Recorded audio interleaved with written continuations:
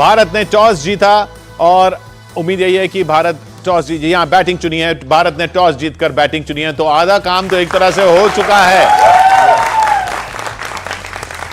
संदीप, ये काफी अहम था क्योंकि नॉकआउट स्टेज शुरू होना मतलब एक तरह से फिर से टूर्नामेंट शुरू होना। जी बिल्कुल, और एक अच्छी बात है कि जो जैसे हमने देखा है कि रोहित ने टॉस जीता है और बल्लेबाजी का निर्णय लिया है। हम अभी चाहते हैं कि जो निर्णय सही साबित करे खुद कप्तान और जो सारे हमारे बल्लेबाज हैं, जो अच्छी शुरुआत दी है, लगातार कंसिस्टेंटली जो खेल दिखाया है, वही आज भी देखने के लिए मिले। अब उनकी स्पिन की बात करें अगर मोंटी, अब इंडिया पहले बैटिंग कर रही है, मिचेल सैंटनर उतने घातक नहीं दिखे हैं जितने भारतीय स्पिनर्स दिखे हैं। जी, आई थिंक मिचेल सैंटनर ऐसा खिलाड़ी है ना जो थोड़ा पेस को भी थोड़ा चेंज करेगा, ओवर स्पिन देगा, थोड़ा चांस देगा बैट्समैन को छक्के लगाने के लिए, फिर वो विकेट निकाल सकते हैं। पर आई थिंक भारत के बैट्समैन बहुत सियाने हैं, वो सोचेंगे चलो इसको 10 ओवर डालने दो, विकेट नहीं कोई निकालनी, आराम से खेलेंगे, बिकॉज दूसरे बॉलर को बड़े आराम से खेल पाएंगे, बिकॉज दोनों की जोड़ी जो है ना, रोहित शर्मा और शुभमन गिल की, ये एवरेज है 75, पार्टनरशिप की बेस्ट एवरेज है भारत की जो ओपनिंग। आई थिंक यही उम्मीद है भारत और भारत के फैंस हो, हमारी भी। आज भी मैं भारत हूँ, इंडियन हूँ, पूरी 100% भारत की सपोर्ट कर रहा हूँ, एंड दैट वही स्ट्राइक रेट में रोहित शर्मा शुरुआत करे बैटिंग 135 जो उसकी है। कोई टीम में बदलाव नहीं है, जैसा माना जा रहा था कि टीम में बदलाव नहीं होगा, टीम में कोई बदलाव नहीं है, जरूरत भी नहीं लग रही थी संदीप टीम में बदलाव की। नहीं, बिल्कुल जरूरत नहीं थी। और एक साइकी जो होती है बल्लेबाजों की, जैसे हमने देखा कि और मैंने पहले भी कहा कि जब आप एक टारगेट सेट करते हैं और जब दूसरी टीम बल्लेबाजी के लिए उतरती है टारगेट को चेस करने के लिए, तो एक बल्लेबाज की जो साइकी रहती है, हमेशा एक डर सा होता है मन में, चाहे सुनील गावस्कर हो, चाहे डोनाल्ड ब्रैडमैन हो, सर डोनाल्ड ब्रैडमैन हो, चाहे विराट कोहली हो।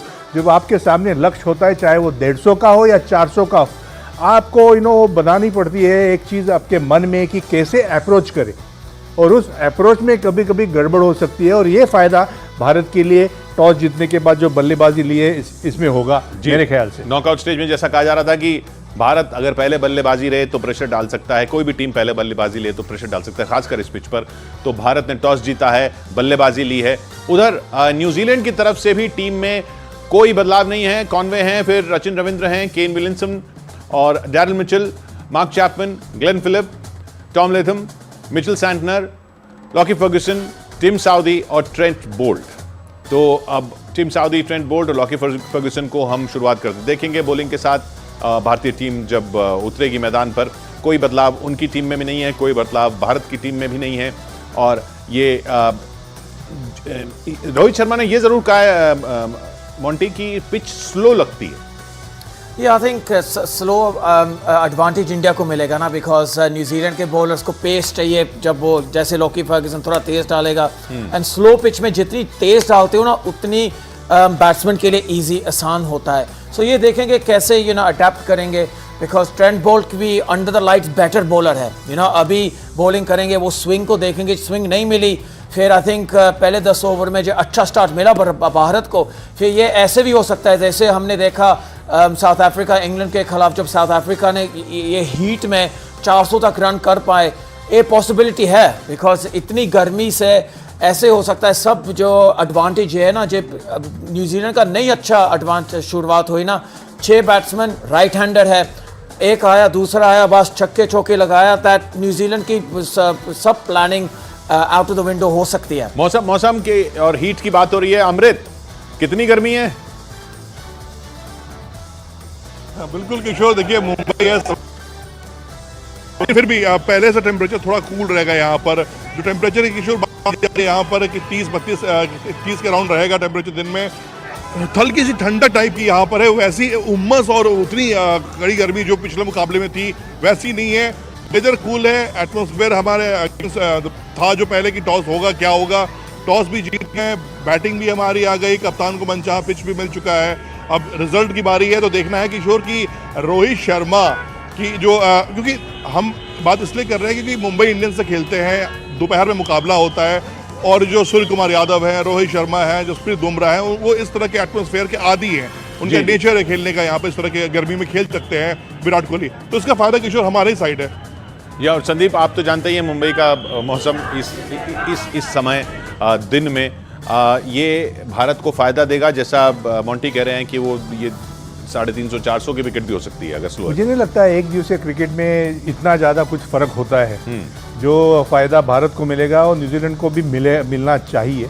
लेकिन पहले बल्लेबाजी का मतलब यह है कि न्यूजीलैंड के गेंदबाजों को धूप के नीचे गेंदबाजी जी वही पूछ रहा था मैं। ये थोड़ा एडवांटेज तो मिल सकता है भारतीय गेंदबाजों को, भारतीय बल्लेबाजों को। और ये 350-400 के बीच हो सकती है अगर स्लो है तो। अगर आप 50 ओवर की अच्छे बल्लेबाजी करें तो कुछ भी हो सकता है। तो यही काम हमें करना है कि अच्छी शुरुआत, 3 साझेदारी होनी ज़रूरी है। अगर आपको एक अच्छा लक्ष्य रखना है, अच्छा टारगेट सेट करना है, तो 3 पार्टनरशिप्स की बहुत सख्त ज़रूरी है। और इस ग्राउंड पर शुभमन गिल भी अच्छा खासा खेल चुके हैं। जी बिल्कुल, गिल ने दिल जीता है सबका। अभी बिल भरना है उसको अभी इस मैच में। ये शुभमन गिल और रोहित शर्मा की साझेदारी, विराट कोहली और रोहित शर्मा की साझेदारी, ये सब साझेदारियों की उम्मीद है। जी बिल्कुल, और होना भी चाहिए। हम उम्मीद करते हैं कि एक अच्छी शुरुआत में और उसके बाद अगर आपकी नींव अच्छी हो तो उसके ऊपर अच्छी इमारत खड़ी हो सकती है। इसलिए बहुत ज़रूरी है कि पहले 10 ओवर में एक अच्छी साझेदारी हो और उसे किस तरह से भी अब आगे के बल्लेबाज बढ़ा सकते हैं। अभी तक हमने सूर्य कुमार यादव और जाडेजा को देखा भी नहीं है ज़्यादा इस विश्व कप में। हम चाहते भी है कि इस मैच में भी उनकी बारी ना आए, सारा जो काम है पहले 5 बल्लेबाजी करे। जी हाँ, सूर्य कुमार यादव और रविंद्र जडेजा की बारी अगर आती है, लेकिन अगर सूर्य कुमार यादव की बारी आती है तो इस ग्राउंड पर मिस्टर 360 जो है वो बहुत कुछ कर सकते हैं मोंटी।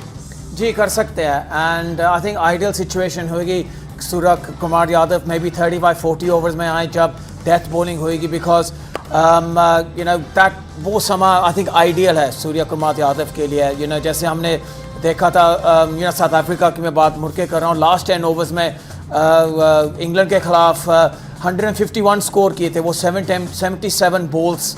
सो ऐसे आई थिंक जो सिचुएशन बनती है ना सूर्य कुमार यादव के लिए, फिर कितनी बार मैं कह रहा हूँ बब्बर शेर को अभी खिलाया है, बब्बर शेर ये समय में आए और हम चक्के चौके की बरसात देखना चाहते हैं। कितना ये सब सुन के कितना लगता है आपको कि स्कोर हो जाएगा भारत का, कितना होना चाहिए?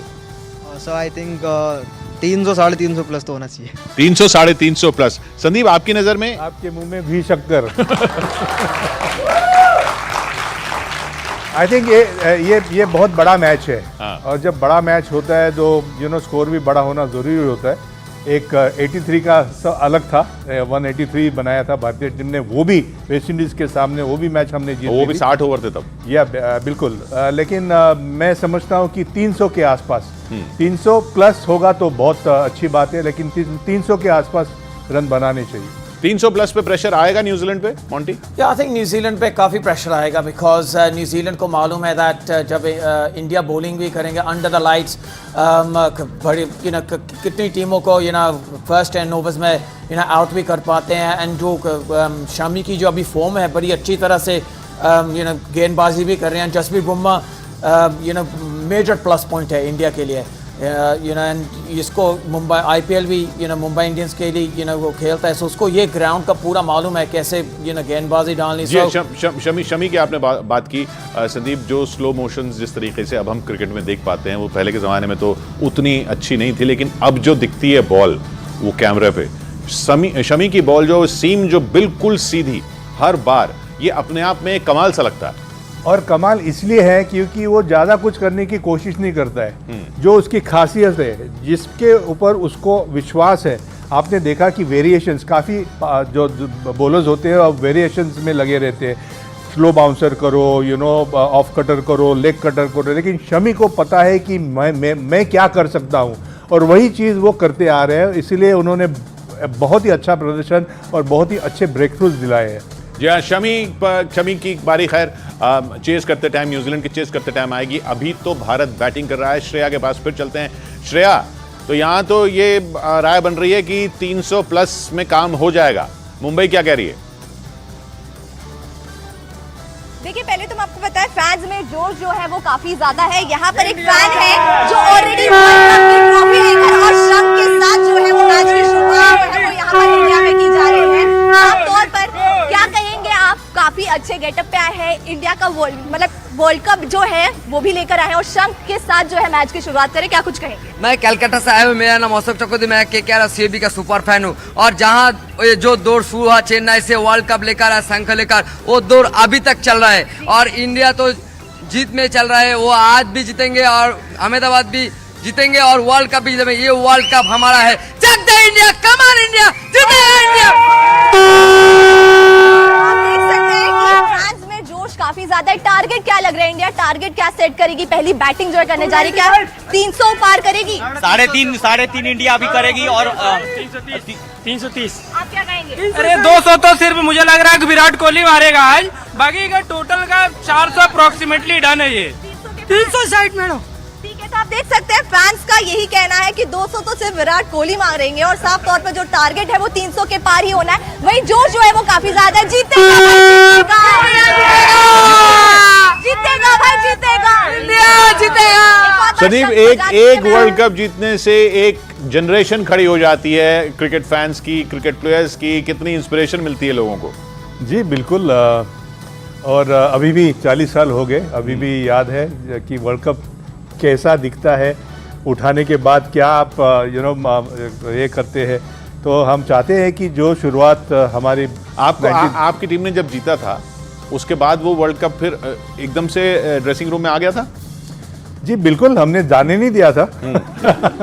हम यहाँ पे भी ले आए थे, दिल्ली ले आए थे। जी। मैडम इंदिरा गांधी। मैं बस उस रात की बात पूछना चाहता हूँ, उस रात फिर क्या होता है? नहीं, उस रात को बहुत हंगामा हुआ, धमाल हुई। पूरी रात भर हम नाचते रहे। सुनील गावस्कर से लेके कपिल देव, मोहिंद्र अमरनाथ, सारे हम मालूम नहीं क्या हो रहा था, हम सिर्फ नाच रहे थे। नाइट कैप्टन थे 93 के। नहीं, बिल्कुल वो माहौल अलग होता है जब आप जीतते हैं और देश के लिए कुछ अच्छा काम होता है।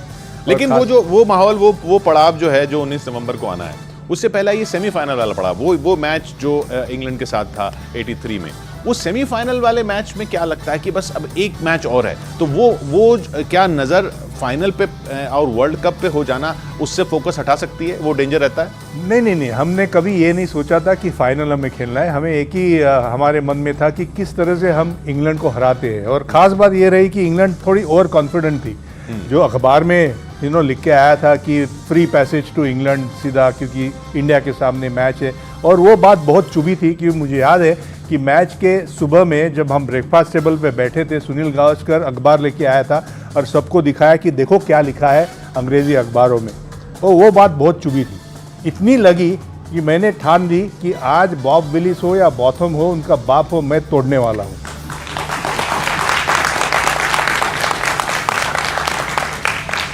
लेकिन ये डेंजर नहीं रहता मोंटी कि वो टीम, उस टीम को तो अंडरडॉग्स कहा जा रहा था। यहाँ पर वैसी स्थिति नहीं है, यहाँ तो अनबीटेबल, अनस्टॉपेबल टीम है ये। तो जब अनबीटेबल, अनस्टॉपेबल, इतना लगातार 9 मैच जीतने के बाद जब टीम सेमीफाइनल में पहुंचती है तो नजर सीधा वर्ल्ड कप पे हो जाती है और सेमीफाइनल थोड़ा सा डगमगा ना जाए। ये समटाइम ऐसे हो जाता है बिकॉज जो उम्मीद थी इंडिया को सेमीफाइनल में आना, एंड जैसे खेले थे, आई थिंक ऑस्ट्रेलिया की जो टीम थी 2003 जब वर्ल्ड कप जीता, फिर वापस 2007, ऐसे कंपैरिजन हो रही है। एंड आई थिंक ये जैसे संदीप जी कह रहे थे, ये पीरियड द लास्ट 7 हफ्ते में बेस्ट खेला any ICC tournament. And I think full credit जाना चाहिए राहुल द्रविड़, रोहित शर्मा को, जैसे वो टीम बनाते हैं, फिर रिलैक्स भी करते हैं बाद में। आई थिंक धर्मशाला में कोई फैशन शो भी की है प्लेयरों ने, पर ज़्यादा बात नहीं बताई। ऐसे ही स्विच ऑफ स्विच ऑन करना बिकॉज आप जो हाथ की जड़ी ऐसे मुट्ठी रखना 24 आवर्स अ डे ऐसे कर नहीं सकते।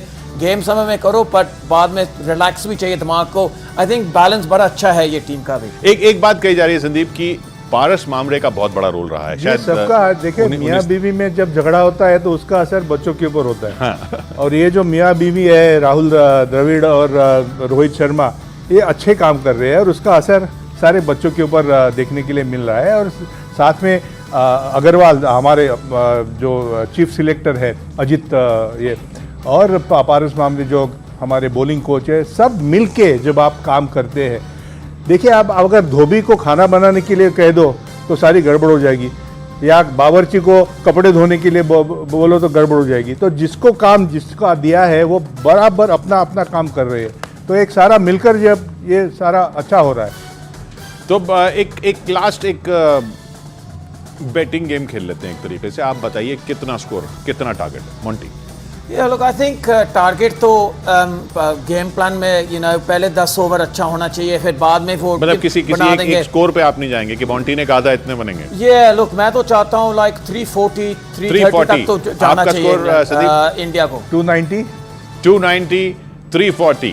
यहां पर भी सबका कहना है कि 300 से ऊपर जाना चाहिए। अब देखते हैं कितना टारगेट सेट करती है इंडिया। साल 2019 मैनचेस्टर, आज है साल 2023 वानखेड़े मुंबई। वही ऑपोजिशन, वही मुकाम, वही लड़ाई, बस मंत्र नया। ओरियो और धोनी का इस बार कुछ मत बोलो। हैशटैग